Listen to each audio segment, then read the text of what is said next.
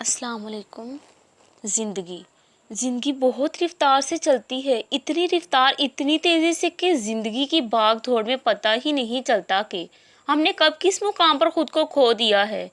کبھی زندگی دوسروں کی ضرورتیں پوری کرتے ہوئے گزر جاتی ہے تو کبھی خود کو صحیح ثابت کرنے کی ضد میں ہم ہر ممکن کوشش میں جٹے رہتے ہیں، اور پھر ایک مقام آتا ہے جب سب کی ضرورتیں بڑھتی جاتی ہیں اور ہماری تھکن بھی۔ روح تو کب کی تھک چکی ہوتی ہے اور اب وجود بھی تھکنے لگتا ہے، اور دل کرتا ہے کہ بس کسی طرح کہیں سکون ملے، اور ہمیشہ ہی صحیح لیکن سکون کی نیند سو جائیں اور یہ تھکن اتر جائے۔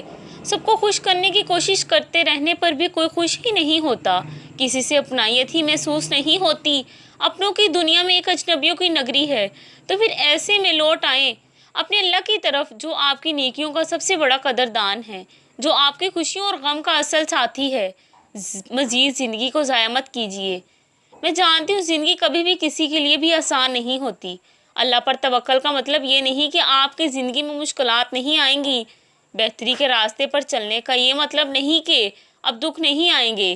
زندگی کا کوئی بھی موڑ آسان نہیں ہوتا، مشکلات بھی آتی ہیں اور دکھ بھی ملتے ہیں، لیکن جب ہم اللہ کی رضا میں راضی رہنا سیکھ لیتے ہیں اور اللہ کے انتخاب کردہ راستوں پر چلتے ہیں تو دکھ میں بھی مزہ آنے لگتا ہے اور غم میں بھی سکون ملنے لگتا ہے، کیونکہ دل اس بات پر مطمئن ہوتا ہے کہ یہ اللہ کا انتخاب کردہ راستہ ہے اور اس میں اللہ کی رضا ہے، اور جس چیز میں اللہ کی رضا ہوتی ہے وہ کبھی ہمیں بے سکون نہیں کرتی۔ اللہ کے انتخاب بے حد سکون ہوتے ہیں، پھر چاہے آپ مطمئن ہوں یا نہ ہوں۔